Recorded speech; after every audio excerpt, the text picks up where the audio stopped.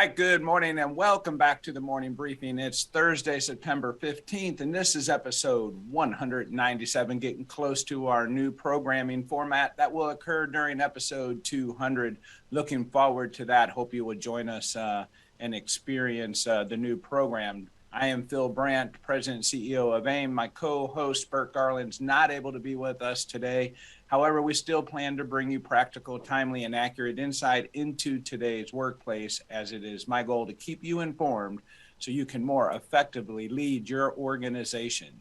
Today, we're going to take a look back into history and see what lessons we learned from the past, as for most of us, we've never managed during an inflationary period like this before, and probably for most people, never anything like this where we've had, low unemployment and high inflation. It's a very dynamic and critical time for us to understand what lessons we've learned in the past and how might they play out today as we lead our organizations through this troubled time.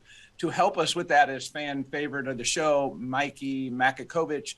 He's back with us. If you joined us at the HR Wayfinder Summit, Michael was there. He is also going to be at our next WOW session talking about compensation. If you like Mike and you understand or you want to learn more from him, please join into that WOW session and tune in and submit your questions, and he'll be able to help you with that.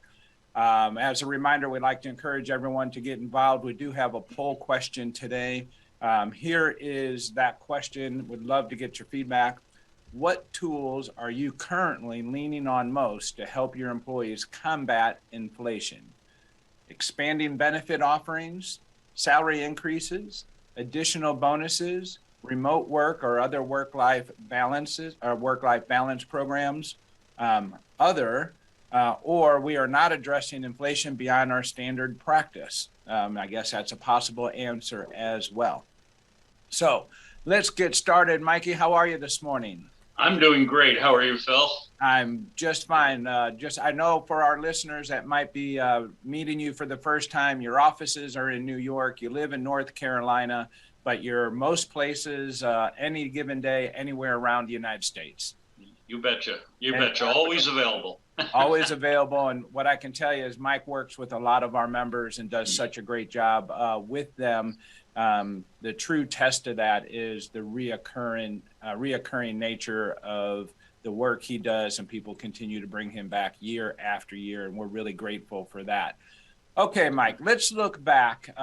We've had lots of lessons of inflation over time.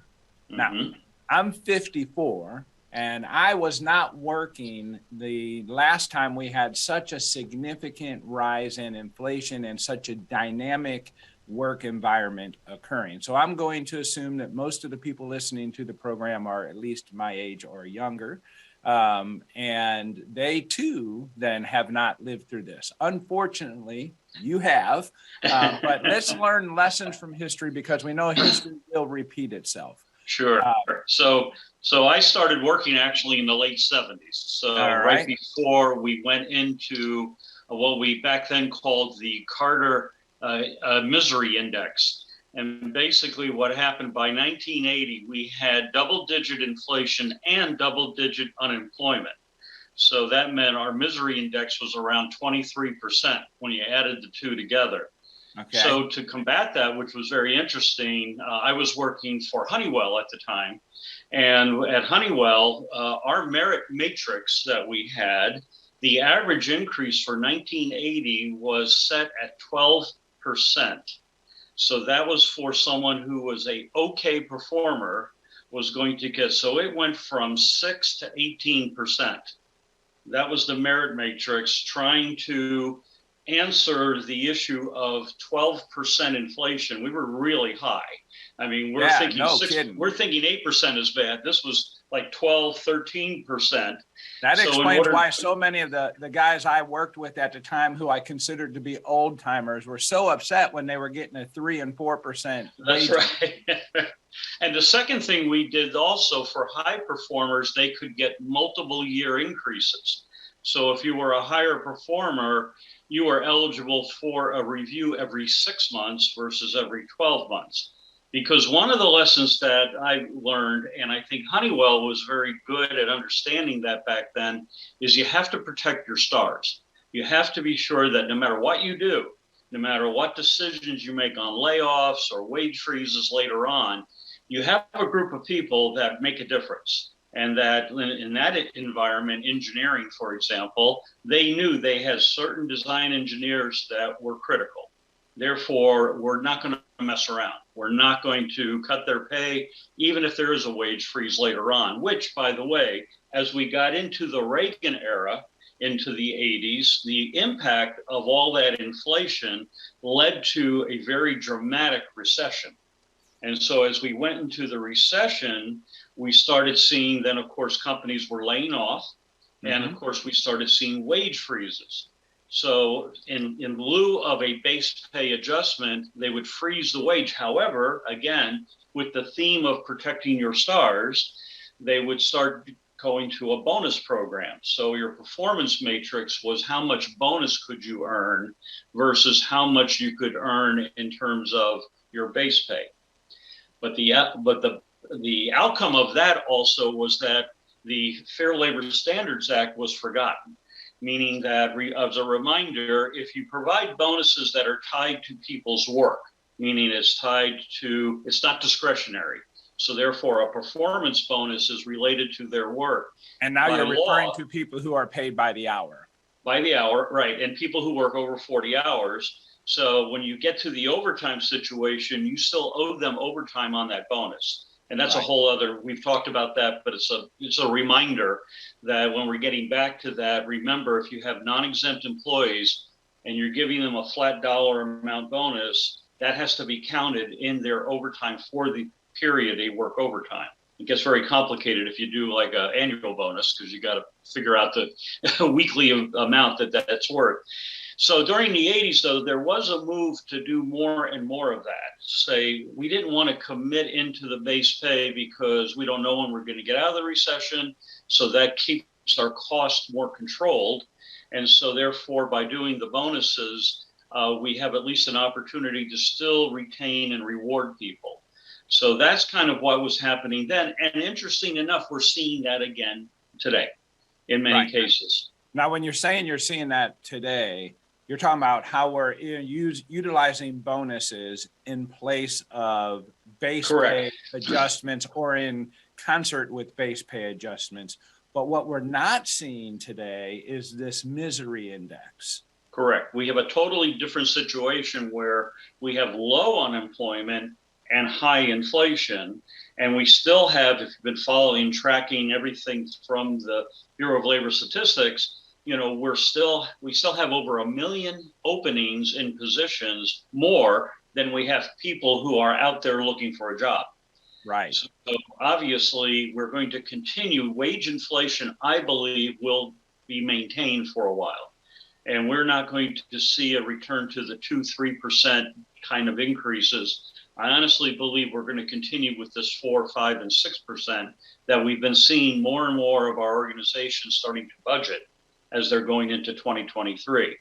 The other thing with the return of the bonuses is that during 2022, while a number of organizations gave increases, let's say in the first quarter of the year, when we got into the summer and now into the fall, we're now tracking a large number of organizations that are planning a flat dollar bonus amount. Either they've done it already in July or they're going to do it in October.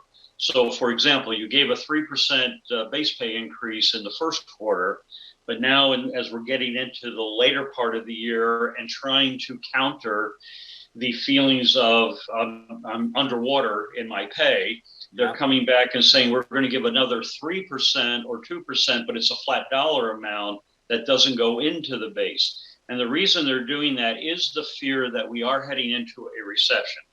At least there's that still belief, although, you know, you are hearing more rumblings of layoffs every now and then in different areas. I mean, We just had in North Carolina, Amazon's closing their warehouse here, which was like, what? You know, yeah. When's the last time you heard like about that? 800 workers, and all of a sudden they're saying, no, we find we can combine it with another area. So in Durham, they're closing, and now we're going to have 800 people that all of a sudden are out of work, making $20 an hour. And of course, they're going to be sitting there looking for that $20 an hour level, which they may not find. So we're starting to see some of that, you know, as we're going through things. But I think that the issue of the message from the past in the 80s was, first of all, I do really believe you have to always watch out for your high performers or your mission critical positions. A lot of clients right now are starting to do that in their compensation. They're creating a new job family called mission critical. And we're putting jobs in there that we have to be sure, no matter what, we're competitive and we can maintain these jobs. That creates some internal employee relations issues, obviously, between, oh, you mean I'm not mission critical, but it's a reality. And so they're trying to really look at how they're dealing with that from a cost standpoint, but also to protect those jobs that we're going to need as we go forward. Yeah, that's an interesting category and an interesting approach to create a mission critical category that you will treat and behave differently as it relates to your compensation and maybe other benefits as well. Are you seeing that bleed into any other benefits, or is it really primary comp? It's first in terms of how you set your pay with the market. So with the mission critical family, for example, one of the AIM members has said, we're going to make that a 75th percentile market when we set the structures, and everybody else is still going to be 50th percentile. So that puts them in terms of their ranges or the value of the job ahead of the market, so that they know, at least we know our pay range will be more than competitive. So that's the first start. Secondly, in terms of how you work within that, I'm not seeing anyone saying, well, we're going to give you extra vacation or more time off because of those positions. We have seen creativity. I think we spoke about this before on scheduling, and those are different things. But in terms of mission critical, it's really more focused on how you set your market. Okay. Hey, Mike, I want to get to a question here real quick, and I invite anyone that wants to take advantage of Mike's time with questions to submit them in the chat. The question here is a 4% compensation budget adjustment a realistic forecast for 2023? I don't know if you can answer that or not, but I'd like to get your input on it. I can tell you that if you go with the published budget projections, World at Work, Mercer, Willis, Towers Watson, they're all coming out they came out in August with projections of data they collected in June and July. Okay, so when they came out, they were saying that maybe 4.2% is what people are budgeting. However, now that we're into budget season, so let me give you the anecdotal answer and not the official survey answer. We're finding most clients are now looking at least 5% when they're looking at their budgeting, that the 4.2 is really not the number they need to have. And what they're also doing, though, is they are already thinking about how, if inflation should continue, let's say that we continue into 2023, and right now the Conference Board projection is that will continue at least through the first quarter of 2023. So any recession really would happen further down if it happens. So therefore, you need to be planning that extra amount potentially. So we have clients now that are budgeting two ways. They have their base pay budget, and then they're putting together a contingency fund so that they have dollars available if they need to come back with a 1 or 2%, across the board bonus in terms of how they're going to still mitigate the inflation issues. And if I think about how we've traditionally been accustomed to adjustments in pay for, a very long time, maybe our budget was 3.5, right? And we would give, 2% maybe to everybody, and then, 4% to our most valuable, higher performing employees, and so on. Now, when you're talking about a budget of 5.5–6%, how do you see that splitting up, or is that not a split? That's more likely to be an even distribution, and then there's something on top of that for your mission criticals, as you refer. Yeah, and what we're finding is, first of all, when we think of merit pay or pay for performance, it really hasn't worked. I mean, all these years, because we spend a lot of time to figure out how to give somebody 1 more percent, right? And we have all the paperwork and all the discussions. And what we're finding is, because of this, a lot of organizations, again, thinking of the variable or the bonus piece, are using that to recognize performance. So that we have a number of clients who have said, we're going to have let's take a 4%, if long as you're satisfactory, when you're keeping your nose clean, everyone should get, let's say, 4%. However, we have another 2% that's available as a flat dollar amount if you meet a certain level of performance. Okay. And so therefore, they're still able to recognize. And what I like about that is it sends the message you have to re-earn that every year. Where merit, remember, is recognizing the past, right? Pay for performance is not an incentive. It's recognizing the past. So think about baseball contracts, right? We pay someone for being a Cy Young winner last year, gave them $20 million, but they stink this year. Well, you can't take the money back. So the same thing with merit. Just because you were good one year, does that mean you're also going to be good the next year? So having that variable piece sends the message that you need to re-earn that. And it also allows the organization to better manage, those costs that are associated with that. Yeah, and that does give you kind of the give and take throughout the year. You can make it a little bit more, a little bit less, how you might want to do that. Producer Nick, how are we doing with the poll? I'd like to get a quick look at that and get Mike's comments on it. Sure. So we have, and for our listening audience, because you can either view or listen to this podcast, number one answer is salary increases, 57.1%. Then the second, in a surpriser, 28.6%, we are not addressing inflation. I am really surprised by that high of a percentage. So if we feel like we're skewing a little bit wrong, if you haven't submitted for the poll yet, get your opinion in there so we can have a full understanding. This 7.1% is for additional bonuses and also remote work or other work-life balance.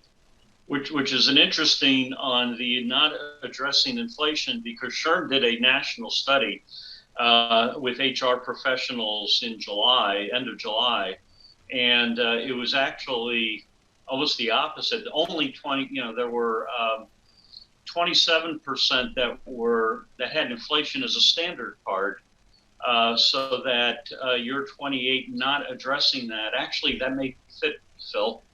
What's also interesting here is... It makes sense to you, yeah. What's also interesting is we have one answer that chose we are not addressing inflation, but at the same time said that they are doing remote work. So, but they're not addressing inflation. So maybe that's an opportunity, Phil, to say, hey, this is a benefit we are providing you. So maybe it needs to be positioned in that way, and make sure that we're, marketing ourselves as an HR department. Yeah, I'm seeing comments in the chat from Tom and Deborah and some other employees here that are making comments about, offering remote work or work-life balance in place of inflation. And I think that's okay, assuming we're still paid competitively. And I don't want to miss that message, Mike. I know you're going to have opinions on that. Well, the remote work, there's a lot of issues with that, because remote work was trying to really address the flexibility issue more, and was really trying to allow people some freedom. The problem we've been having, though, is that it really does not replace, when we're either hiring or recruiting or even retaining, when I look at my total package. And before I forget this thought, one of the other things we're seeing that's become very important in this stage when we're dealing with inflation, I'm hoping that most of us have total reward statements, the statements that talk about not just my pay, but how much the company pays for benefits and retirement and the time off. When you add it all up, what your total value is to the company. We have clients that while they have already distributed that early in the year, they're doing it again right now. They're redistributing the benefit or the total reward statements to kind of send the message that, hey, folks, keep in mind all these other things that we're invested in you, because we tend to lose sight of that when we think of just pay. And I understand pay is a bread and butter issue, but it also is a way to remind everyone that we are investing in you in all of these other areas. And so we have clients that are redistributing the total reward statements now in a way to kind of address the fact that as a reminder that we really are invested in you.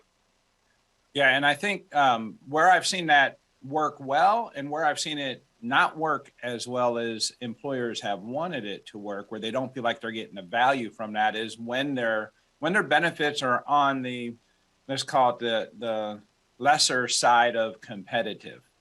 And I still know employers, who, healthcare doesn't start right away, and you got to work, a long period of time before you're getting vacation and other things. So in a situation like that, where employers are making benefits more readily available more quickly and trying everything they can to give themselves a competitive edge, you got to keep that in mind. You say, hey, look how great the total reward is. But if you compared that total reward to someone else, you'd be maybe a little disappointed. Sure. And the remote work issue is, want to keep in mind that as people are working remotely, they also have more opportunities to look for a position. And it's much easier to kind of recruit or market yourself. And what we're hearing from some of our client organizations is that they find that people are being solicited, so to speak, and they're being told, well, you can have better pay and remote. So, one of the things is people kind of up the ante when it comes to that. And the other thing to be careful of when you have remote work, be sure that you're paying them appropriately based on the office they're technically assigned to. And I'm only raising that from a lawsuit that Google had to go through, where they lowered the pay of people that moved to Nevada, yet they were assigned to the San Francisco office. So they reduced everyone's pay by 20%.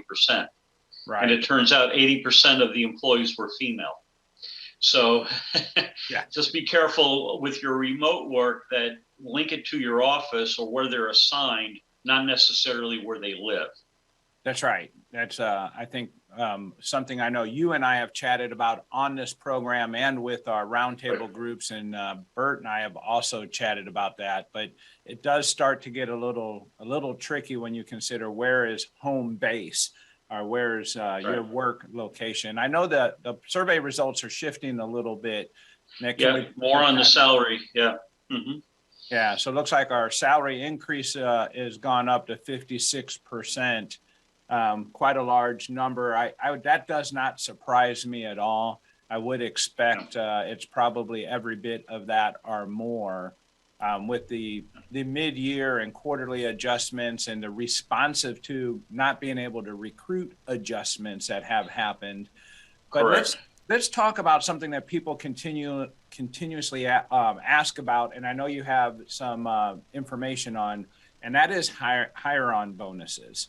What are we seeing with that? Because I have employers ask me all the time, well, look, I'll pay a bonus to get them to hire on. And that seems to be causing some problems in the work. It is. And that is 5% now. It's made it into the pie graph. So if 5% now is bonuses. Okay. Thank you. Thank you, Nick. The hire on bonuses have really taken a hit. And the main reason is employee engagement of your current staff. And employee morale.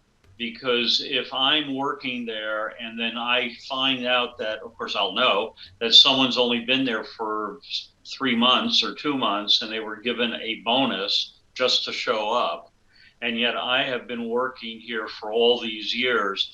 More and more data is coming in from folks like Willis Towers and SHRM on surveys that they've done, finding that more and more employers are not doing higher on bonuses, mainly for that reason, because it creates a morale issue. It just adds to the aggravation of dealing with trying to keep the morale up with your current staff and from a retention standpoint. So that ultimately, because you know what, higher bonuses, a lot of times people say, well, they have to work 6 months. And if they don't work a full 6 months, they got to pay it back. Well, the other employer is going to pay it. If they want to leave, they're going to leave anyway, and the other employer will make up the money. So it really, healthcare did this for years with nurses. They were doing that for years, and they found out that it was not really that helpful. What they rather do is maybe give a reward to current employees that refer somebody in. Yeah. So that's another option that we've seen that was used in the past, and it's coming back a little bit, where I refer somebody into a job and they take the job. That person doesn't get the money, I do, because I'm the one who did the referring. Now, that's a very positive thing for the employees. So I had a roundtable discussion earlier this week with the group, and we ended up talking about attendance as well as rewards.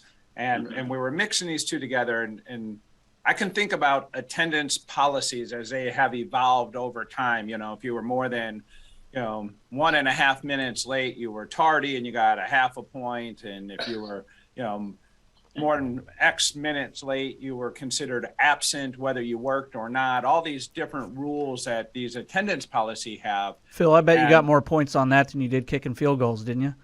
Yeah, for sure. But the problem was, Nick, I didn't make many field goals. That's why I'm here, and I didn't make the NFL. But as we go through that, have you seen anyone? Because I've read a little bit about this. I've seen it where people are saying, we're going to make a change to our wage rate, but to earn that change, you have to be in attendance. And here's what that means. Right.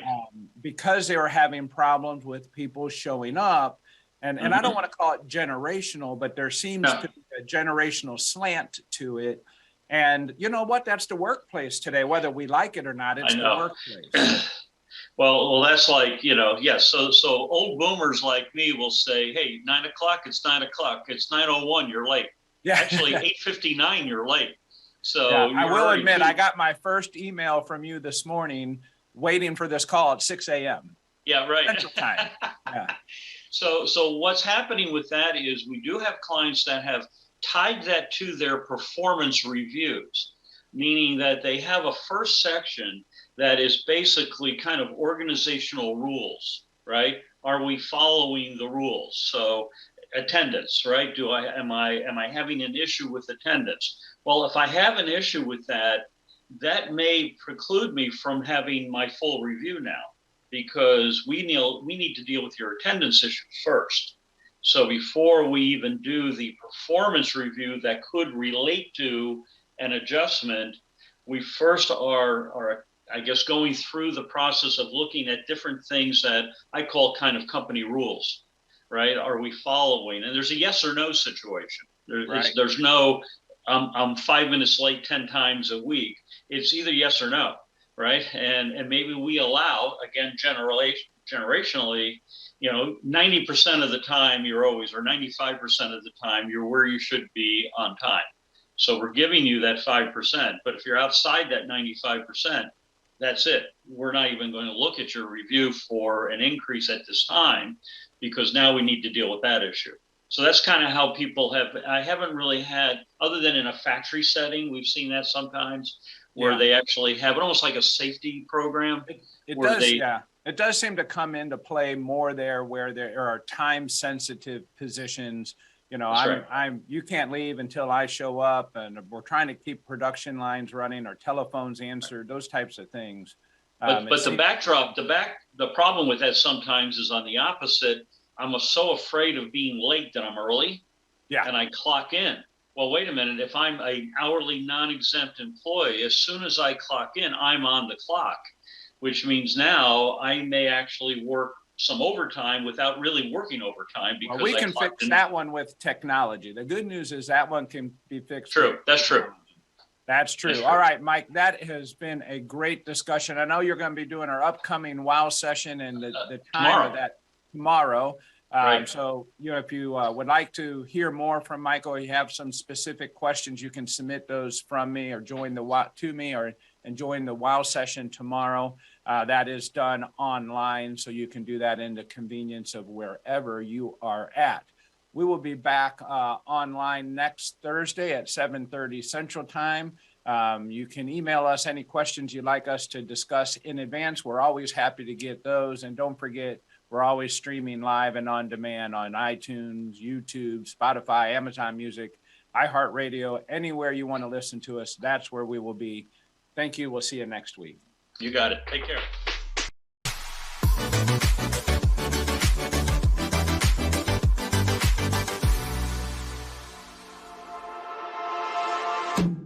Tell your story, promote your products, communicate with your employees and customers vividly, dynamically, and powerfully. Whether it's a company video, recruitment video, online training, or live meeting, Feature Group can help you from scripting to highly polished finished production. Whether it's live or on demand, we have the skills and equipment to wow your audience and drive your message home. Feature Group USA, the one-stop shop for all your broadcasting needs.